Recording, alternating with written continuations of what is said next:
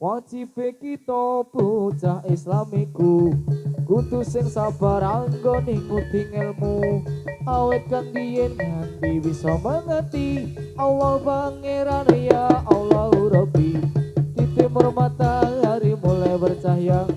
bangun dan berdiri kawan semua marilah mengatur barisan kita segala pemuda Islam Indonesia kita pemuda Islam Indonesia datang kepada kewajiban kita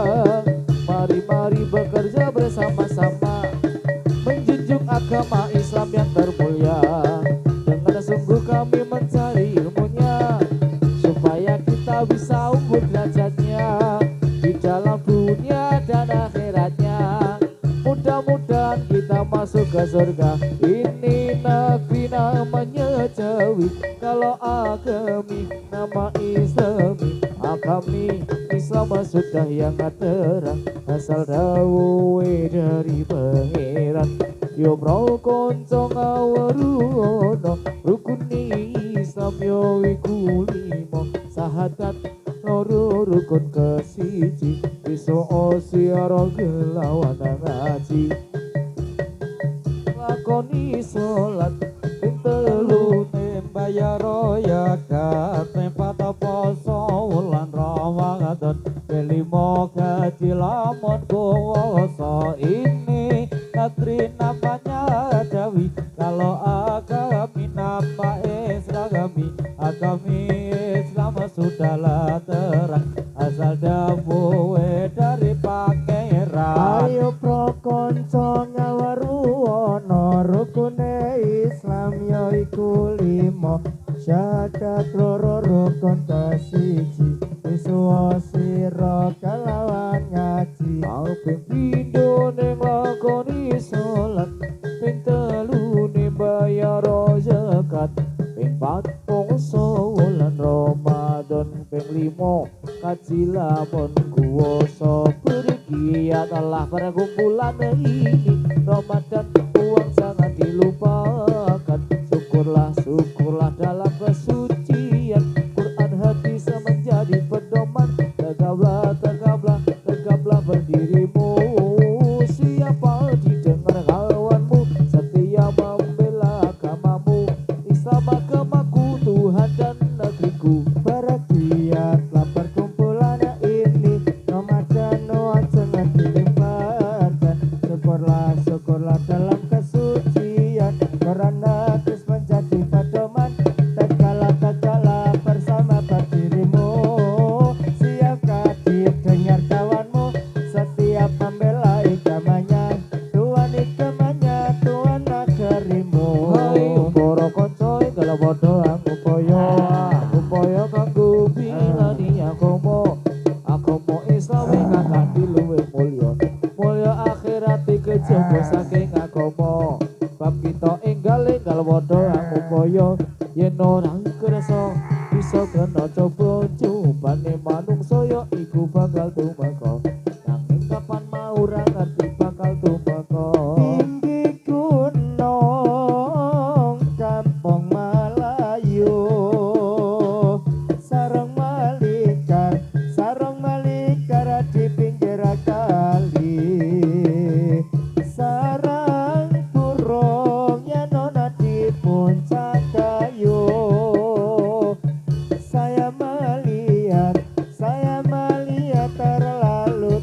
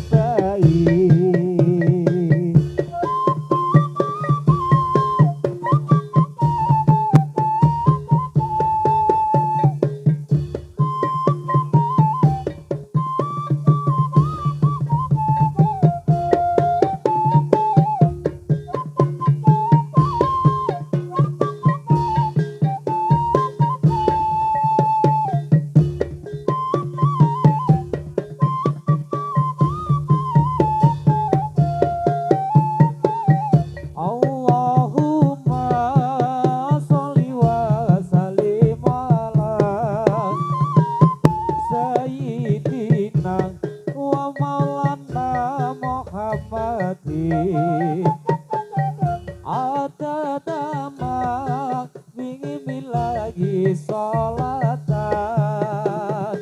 ada imatan ditawami mulki lagi.